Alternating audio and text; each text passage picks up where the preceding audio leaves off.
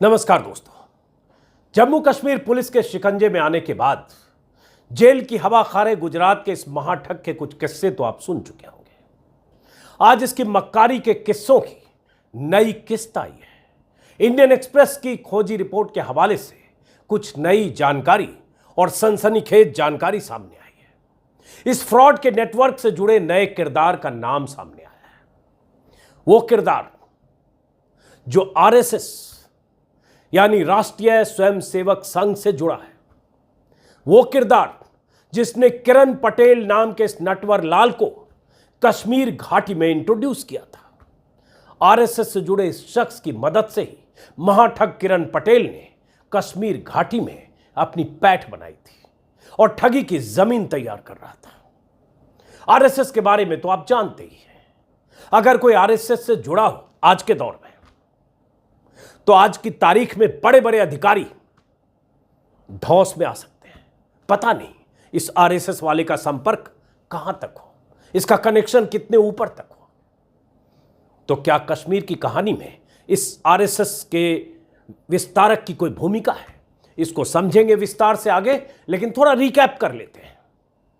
मैंने पहले भी अपने वीडियो में आपको बताया था कि गुजरात का रहने वाला यह फ्रॉड कैसे कश्मीर में बुलेट प्रूफ गाड़ी और सुरक्षा दस्ते के साथ घूमते हुए लोगों को मूर्ख बना रहा था। खुद को पीएमओ का एडिशनल डायरेक्टर बताकर यह मक्कार कश्मीर में हर बार सरकारी मेहमान बनकर 5 सितारा होटल में रुकता था। हथियारबंद दस्ते की सुरक्षा में वीवीआईपी बनकर संवेदनशील इलाकों में दौरे करता था। अपने जलवे की तस्वीरें ये नटवर लाल खुद ही अपने ट्विटर पर डालकर दुनिया को दिखाता भी था। इसे डर ही नहीं था कि प्रधानमंत्री कार्यालय के नाम का इस्तेमाल करके कश्मीर में बुलेट प्रूफ गाड़ी के साथ Z+ सिक्योरिटी हासिल करने के बाद भी यह कभी पकड़ा भी जा सकता है। तमाम गुजराती दोस्तों के बीच यह पीएम मोदी से अपनी निकटता के किस्से बखान करता था।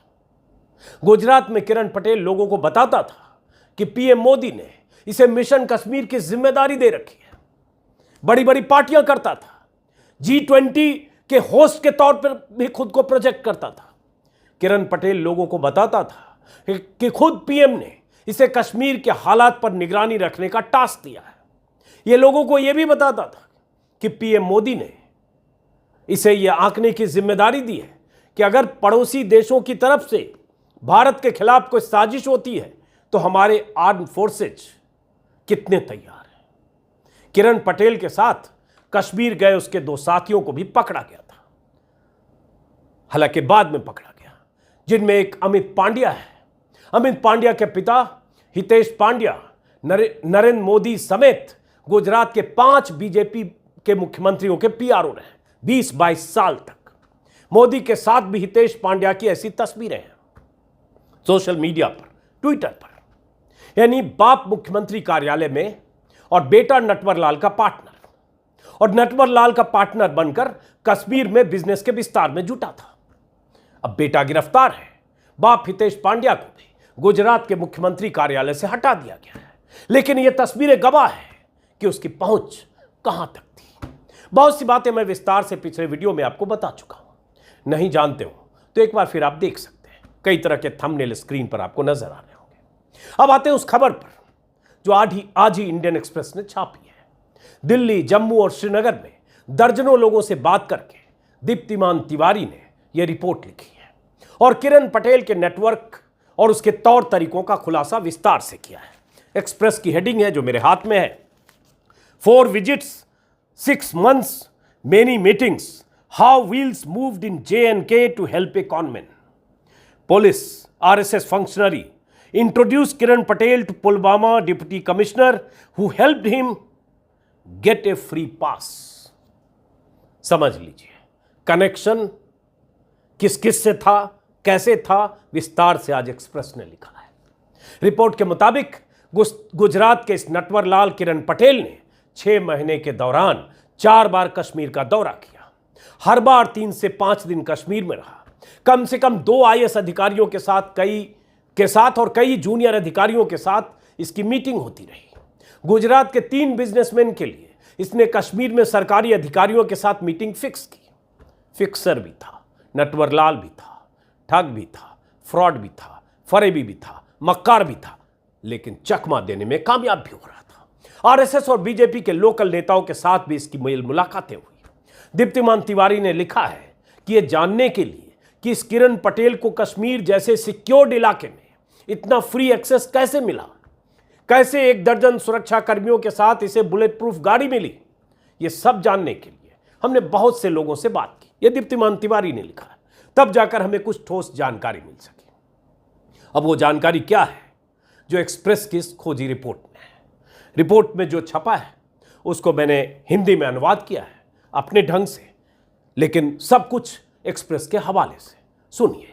कश्मीर में इस ठग की पैठ के पीछे 2 लोग थे।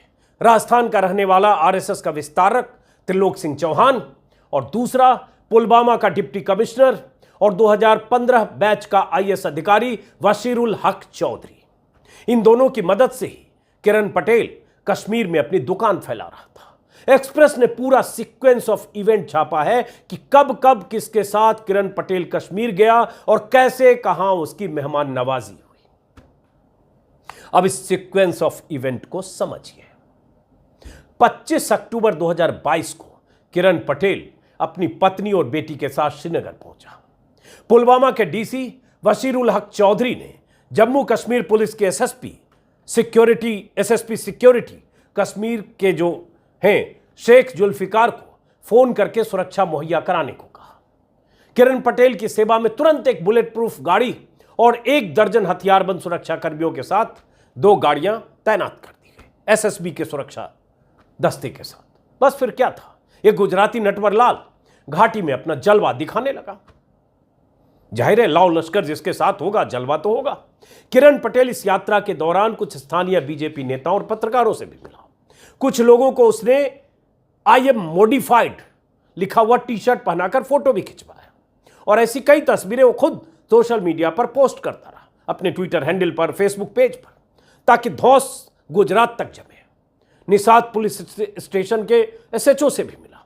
किसी को भनक नहीं लगी कि ये 1 नंबर का फ्रॉड है जो सबको चकमा दे रहा है, सबकी आंखों में धूल झोंक रहा है। 6 फरवरी 2023 को किरण पटेल फिर कश्मीर गया। इस बार गुजरात के मुख्यमंत्री दफ्तर में पीआरओ हितेश पांड्या का बेटा अमित पांड्या भी उसके साथ था। इस बार भी किरण पटेल को वैसी ही सुरक्षा और बुलेट प्रूफ गाड़ी पुलवामा के डीसी के निर्देश पर मुहैया कराई गई। खबर के मुताबिक इस बार किरण पटेल ने पुलवामा के डीसी वशीरुल हक चौधरी के साथ अमित पांड्या की मीटिंग कराई। अमित पांड्या ने डीसी को स्मार्ट टावर्स बनाने के कुछ प्लान का प्रेजेंटेशन दिया। इससे पता चलता है कि ये लोग कश्मीर में सरकारी मशीनरी से सांठगांठ करके या उन्हें अपना धौंस दिखाकर या प्रधानमंत्री कार्यालय में होने का धौंस दिखाकर कुछ धंधा भी हासिल करना चाहते थे। सरकारी टेंडर लेने की मंशा भी रही होगी। इस यात्रा के दौरान किरण पटेल गुलमर्ग, कुलगाम समेत कई इलाकों में घूमता रहा। उड़ी सेक्टर भी गया, एलओसी के आसपास की तस्वीरें भी पोस्ट करता रहा और सब कुछ खुलेआम कर रहा था। कुछ भी छिपा नहीं था। सोशल मीडिया पर तस्वीरें खुद पोस्ट कर रहा था। सबको चकमा देकर भी जलवे के साथ बुलेट प्रूफ गाड़ी में घूम रहा था। अधिकारियों के साथ मीटिंग कर रहा था। हैरानी होती है कि एक मक्कार फ्रॉड जो कई सालों से गुजरात में ठगी का धंधा कर रहा था, लोगों को झांसे में रखकर ट्रांसफर पोस्टिंग से लेकर तमाम तरह से ठगी करता था। कई लोगों से इसने पैसे ले रखे थे और सीधे प्रधानमंत्री के नाम का इस्तेमाल करता था। वो कश्मीर में अधिकारियों के लिए वीवीआईपी बनकर घूम रहा था। कश्मीर के विकास में योगदान देने में जुटा था। उस कश्मीर में जहां इतनी एजेंसियां हैं, इतनी जबरदस्त सुरक्षा है, केंद्र सरकार का सीधा कंट्रोल है, अमित शाह के मंत्रालय की निगरानी है, फिर भी उस पर किसी को शक नहीं हो रहा था। सोचिए जरा, फरवरी महीने में ही किरण पटेल फिर कश्मीर गया, 24 से 28 फरवरी के बीच। इस बार उसके साथ फिर कुछ दूसरे लोग थे, जिसमें कोई हार्दिक चांदना नाम के डॉक्टर भी थे, शायद जय सीतापरा नाम का एक गुजराती कारोबारी भी था। सबको कुछ धंधा कश्मीर में करना था। पटेल उनके लिए फिक्सर का काम कर रहा था, सेटिंग। किरण पटेल इस यात्रा के दौरान Jammu Kashmir tourism development corporation के एमडी मिंग शेरपा से भी मिला। कहा जा रहा है, वो भी एक आईएएस अधिकारी हैं, कहा जा रहा है किरण पटेल श्रीनगर के एक 5 स्टार सरकारी होटल का रीडेवलपमेंट प्लान डिस्कस कर रहा था। मतलब ये कश्मीर में न जाने क्या क्या करना चाह रहा था। सेब के लिए कोल्ड स्टोरेज भी लगा रहा था, 5 स्टार होटल भी रीडेवलपमेंट करना चाहता था, कुछ टावर भी बनाना चाहता था। अब जरा सोचिए, ये गुजराती नटवर लाल कितने तरह के गोरख धंधे में लगा था। खुद को पीएमओ में एडिशनल डायरेक्टर कहने वाला किरण पटेल बड़े बड़े अधिकारियों से मिलकर उन पर धौंस भी जमाता था, और इसकी पोल खुलने में इतना वक्त भी लग गया। बड़ी हैरानी होती है, पुलवामा के उस आईएएस अफसर को कैसे पता नहीं चला कि यह फ्रॉड है, या फिर सब कुछ जानकर भी वो इस फ्रॉड और इसके साथियों की मदद कर रहे थे, इसे वीआईपी सुरक्षा मुहैया करवा रहे थे। एक्सप्रेस में जो कहानी छपी है उसके मुताबिक आरएसएस से जुड़े त्रिलोक सिंह का पुलवामा के डीसी वशीरुल हक चौधरी से अमरनाथ यात्रा के दौरान जुलाई 2022 में किसी ढंग से परिचय हुआ। कहीं वो फंसे थे, किसी ने उनकी मुलाकात कराई डीसी से और वहां से दोस्ती हो गई। उस आईएएस अधिकारी को लगा कि चौहान संघ से जुड़ा है तो दिल्ली में भी ऊंची पहुंच होगी। उसने चौहान से दिल्ली के बड़े लोगों से संपर्क कराने को कहा, और इधर ये महाठग कश्मीर में कुछ गुल खिलाने के तरीके खोज रहा था। संघ वाले चौहान से इसका पुराना परिचय था।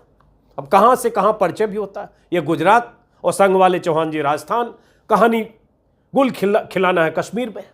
चौहान ने ही किरण पटेल का परिचय पुलवामा के डीसी से कराया, और अक्टूबर में जब किरण पटेल श्रीनगर गया तो डीसी साहब इससे मिलने होटल ललित तक आए। पटेल ने उन्हें पीएमओ वाला अपना विजिटिंग कार्ड दिखाकर धौंस में ले लिया। यह कहा जाता है, एक्सप्रेस में भी छपा है। उसके बाद से दोस्तों और मेहमान नवाजी का खेल शुरू हो गया दोस्तों के साथ। बात समझ में ही नहीं आ रही है कि कश्मीर के पुलवामा जैसे अति संवेदनशील इलाके में तैनात एक आईएएस अधिकारी माफ करेंगे, कैसे इस फ्रॉड के झांसे में आ गया। ऐसे ही पीएमओ का बड़ा अधिकारी बनकर कोई विजिटिंग कार्ड दे देगा और सरकारी मशीनरी उसकी आवभगत में जुट जाएगी। संघ के उस चौहान का कश्मीर के इस आईएएस अधिकारी पर इतना प्रभाव क्यों था? कश्मीर में जैसी सुरक्षा इस फ्रॉड को दी गई, बुलेट प्रूफ गाड़ी दी गई, वैसी सुरक्षा एडिशनल चीफ सेक्रेटरी होम की अनुमति के बिना नहीं दी जा सकती। एसीएस होम, और एसीएस होम की अनुमति भी तब मिलती है जब संबंधित विभाग की तरफ से जानकारी आती है कि अमुक अधिकारी वहां जा रहे हैं। ऑफिशियल कम्युनिकेशन, उनकी सुरक्षा का इंतजाम किया जाए। सुरक्षा का पैमाना स्टेट सीआईडी और इंटेलिजेंस के इनपुट के आधार पर तय होता है, लेकिन इस मामले में ऐसा कुछ भी नहीं हुआ। पुलवामा के डीसी ने एसपी को कह दिया, और एसपी ने बुलेट प्रूफ गाड़ी के साथ 1 दर्जन सुरक्षाकर्मी को इस फ्रॉड, फरेबी, मक्कार, धोखेबाज नटवरलाल की सेवा में तैनात कर दिया। यह सब इतना आसान और सहज है क्या? यह कहानी इतनी ही होगी क्या? एक्सप्रेस ने यह भी छापा है कि कैसे किरण पटेल की पोल खुली, लेकिन अभी पूरी पोल खुली है क्या? पोल खुलने में सबसे अहम भूमिका निभाई बडगाम के डीसी फखरुद्दीन हामिद ने। फरवरी में किरण पटेल अपने तामझाम के साथ बडगाम के दूध पथरी इलाके में गया था। कहा यह जा रहा है कि डीसी साहब उससे मिलने नहीं आए तो उसने किसी को कहा था कि डीसी को बता देना कि मैं उनका भी ट्रांसफ़र करा दूंगा। ये मैंने कहीं कश्मीर के किसी अखबार में पढ़ा था जब मैं वो स्टोरी वीडियो बना रहा था। इसके हाव भाव के बारे में जानकारी मिलने पर डीसी फखरुद्दीन हामिद ने अपने तय जांच शुरू की। खुद ही पीएमओ की वेबसाइट को खंगाला, पता किया कि किरण पटेल नाम का कोई अधिकारी वहां पोस्टेड है या नहीं, और यही काम पुलवामा के डीसी पहले कर सकते थे। थोड़ी भी अकल तो लगाते, आईएएस थे और है। अपने हिसाब से जानकारी जुटाकर बडगाम के डीसी इस नतीजे पर पहुंचे कि किरण पटेल नाम का कोई अधिकारी पीएमओ में है ही नहीं। इससे पहले यह काम किसी ने क्यों नहीं किया? सुरक्षा देने वाले एसपी ने क्यों नहीं किया? तब डीसी साहब ने अपने ब्यूरोक्रेट्स और साथियों को अलर्ट किया कि यह फ्रॉड है। इसी बीच 1 मार्च को दूध पथरी विकास निगम के सीईओ के पास किरण पटेल का फिर फोन आया कि वो विजिट के लिए फिर आ रहा है। तब बडगाम के डीसी फखरुद्दीन हामिद ने उच्चाधिकारियों को पूरी सूचना दे दी कि यह फ्रॉड किरण पटेल श्रीनगर पहुंचने वाला है। इधर सीआईडी को भी ललित होटल के स्टाफ से कुछ सुराग मिल गया था, जहां यह ठहरता था, कश्मीर का 5 सितारा होटल, कि पीएमओ में खुद को अधिकारी बताने वाला एक शख्स यहां रौब गाड़ता है। उसके पास विजिटिंग कार्ड भी है। यानी हर तरफ से किरण पटेल को दबोचने की तैयारी हो चुकी थी। 2 मार्च को जैसे ही उसके अहमदाबाद से श्रीनगर पहुंचने की सूचना आई, एयरपोर्ट पर ही उसे गिरफ्तार करने का निर्देश बडगाम एसएसपी को दे दिया गया। लेकिन जब वो वहां पहुंचा तो फिर उसके लिए सुरक्षा दस्ता वहां इंतजार कर रहा था। तो लगा एयरपोर्ट पे कुछ झकझक ना हो जाए, इसलिए वहां उसकी गिरफ्तारी नहीं हुई। जब वो होटल ललित पहुंचा तो श्रीनगर के एसपी श्रीराम और उनके सहयोगियों ने उसके कमरे में जाकर उसे धर दबोचा। उस वक्त भी वो चकमा देने की कोशिश करता रहा। बीच में बहाने बनाकर वॉशरूम भी गया ताकि पीएमओ वाले विजिटिंग कार्ड जो लेकर सबको दिखाता था उसको कमोड में फ्लश कर सके। कुछ बहा भी दिया, लेकिन कुछ विजिटिंग कार्ड उसके साथ बरामद हुआ उसके पास, और उसके बाद उसकी गिरफ्तारी हुई। तो सोचिए कि खेल किस ढंग से बुना जा रहा था। गुजरात के मुख्यमंत्री कार्यालय में तैनात पीआरओ, जो 20 साल से पीआरओ, जो गुजरात के 5 मुख्यमंत्रियों के साथ जुड़ा रहा हो, नरेंद्र मोदी से लेकर आनंदीबेन पटेल से लेकर विजय रूपानी से लेकर मौजूदा मुख्यमंत्री तक, सोचिए उसकी पहुंच सत्ता में, सरकार सिस्टम में कितनी होगी। उसका बेटा अमित पांड्या, इस नटवर लाल का साथी और पार्टनर जो कश्मीर में है, और इसका कनेक्शन कराने वाला आरएसएस का एक विस्तारक जो राजस्थान में था। उसके बाद जब इसकी गिरफ्तारी हुई तो कहानी यह भी आई कि पकड़ा तो पुलिस ने इसके साथ उन दोनों को भी, अमित पांड्या और जय सीतापरा नाम के आदमी को, लेकिन अमित पांड्या वहां से छूट गया, उसका दोस्त भी, ये दोनों लौट गए। लेकिन मामले ने जब तूल पकड़ा, कुछ मीडिया में जब खबरें आई, तो फिर वापस बुलाया गया अमित पांड्या को। श्रीनगर पुलिस ने, जम्मू कश्मीर पुलिस ने उसे वापस बुलाया और तब उसकी गिरफ्तारी हुई। और ये वो लोग हैं जो प्रधानमंत्री मोदी के नाम का इस्तेमाल खुलेआम कैसे करते रहे, इस पर कई तस्वीरें हैं। बल्कि अमित पांड्या के बाप की तस्वीरें ट्विटर पर, जो टॉप में एक ट्विटर हैंडल पर तस्वीर थी, उसमें भी प्रधानमंत्री मोदी के साथ उसने तस्वीर लगा रखी थी। आज अभी मैंने चेक नहीं किया। तो इसी से आप समझ सकते हैं कि ये लोग क्या करना चाह रहे थे। क्या इतनी आसानी से हम समझ लें कि वहां कुछ ठेका लेना चाह रहा था, या वहां कुछ धंधे पानी के जुगाड़ में था, या गुजरात के कुछ कारोबारियों के लिए कुछ जमीन, प्लॉट या होटल बिजनेस की अपॉर्चुनिटी तलाश रहा था? क्या इतनी ही बात थी या कुछ और बात थी? और ये सब अगर धूल झोंकने में कामयाब रहे काफी दिनों तक, कहें तो कई महीनों तक, तो फिर यह कैसे रहे? अगर बडगाम के डीसी पीएमओ की वेबसाइट पर जाकर चेक करके ये पता लगा सकते हैं कि इस नाम का कोई अधिकारी पीएमओ में नहीं है, तो क्या बाकी पहले के पुलिस अधिकारी और डीसी पुलवामा खास तौर से, क्या वो ये काम नहीं कर सकते थे? ये सब अभी जांच का विषय है। देखते हैं आगे क्या जानकारी मिलती है। लेकिन फिलहाल समझिए कि अगर कोई नटवर लाल ऐसा हो जिसके पास कुछ ऐसी तस्वीरें हो, कुछ ऐसे कनेक्शन हो, और ये एक बात और, किरण पटेल की भी तस्वीरें हैं अमित शाह के साथ भी, जो पिछले वीडियो में भी मैंने दिखाया था। और ये गुजरात में डंके की चोट पर गोरख धंधा करता रहा है और बहुत कुछ कहता रहा, जो मैंने पिछले वीडियो में बताया था, इसलिए उस विस्तार में नहीं जा रहा। लेकिन हाँ, जांच मुकम्मल होनी चाहिए और वहां तक पहुंचनी चाहिए जहां तक जिम्मेदार लोग हों, चाहे वो संघ के लोग हों, चाहे इसके बाप की गर्दन तक भी शिकंजा कसना चाहिए। लेकिन देखते क्या होता है इस पूरे मामले में। फिलहाल इस वीडियो को खत्म करते हैं, फिर मुलाकात होगी। अगर आपने मेरे YouTube चैनल को सब्सक्राइब नहीं किया तो सब्सक्राइब करें, सब्सक्राइब किया तो ज्वाइन करें। नमस्कार।